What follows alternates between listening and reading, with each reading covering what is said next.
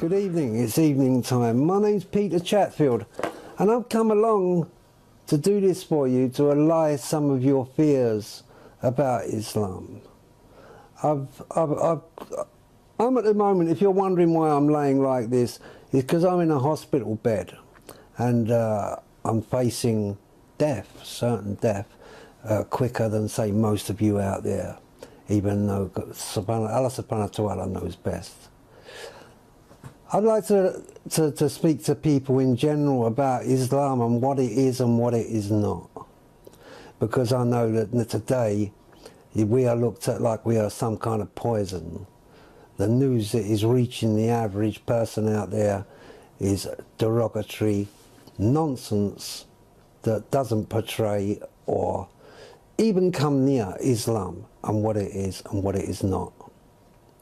15 years ago, I picked up a book called the Quran and I opened it and I started to read it.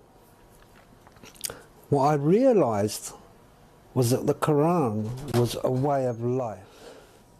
And I opened this book, the Quran, and what I noticed that was different about the Quran is that it was a system for life. It actually works. As I read through and I read the surahs, the meanings, and I got my head out of the red top syndrome, you know, the papers that you buy in this country. What I realised was Islam was a very beautiful religion, or system for life. And I prefer to call it a system for life.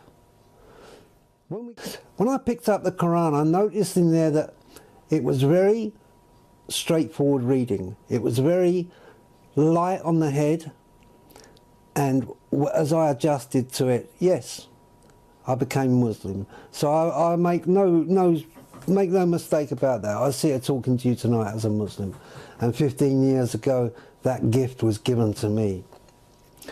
But I also realise a lot of people out there are waking up and they're realising that Islam coming through the right mouths, through the good people, is a wonderful religion, full of honour, dignity. One thing that I got from when I became Muslim was my honour, my dignity, my way of life changed. I started to look after myself, very practical things. And that is how it reads, the Quran, a very practical book. There's no mystery about it.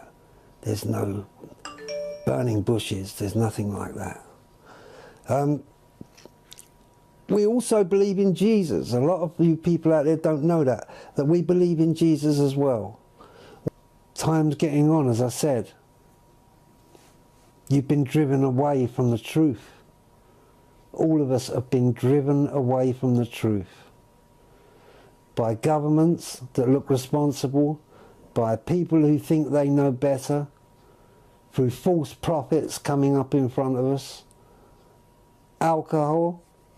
Alcohol is killing many people every year. It's the great poison. It's killing so many people. It's over 1 million people a year are killed by alcohol and alcohol-related diseases. Islam offers another way. Islam offers another way. A way that we should have a good look at. And if you are fair in your judgment and you want a life that is complete, then come to Islam and have a look for yourself and see what's really going on. Find yourself a Quran. The Quran will tell you how to live. That's the difference. It will give you an idea how to live in peace and harmony and dignity. It does actually give a recipe for that in the Quran. The other books don't do that in such a formal way as the Quran. I'm soon to leave this earth, and I would like to leave behind something better. I hope you've enjoyed what I've said. Assalamu alaikum. Her brother Matt was a student at the University of North Dakota. In March, A house fire ended his life. Matt was 21. He was very tender. From a little boy, he was always he had a huge heart. Good to see you. Say, see you, Doc. And Tom, he now lives with that same heart. You look awesome. I'm telling you, I feel awesome. When you get your license, you check that box, and you think it's just a small thing. At 16, Matt signed up to be an organ donor. There was no alternative for me except a transplant. Because of Tom's age and other health concerns, 5 different hospitals refused to consider him for a heart transplant. But the Mayo Clinic gave Tom a lifeline, putting him on a waiting list for a new heart. I am tickled that I am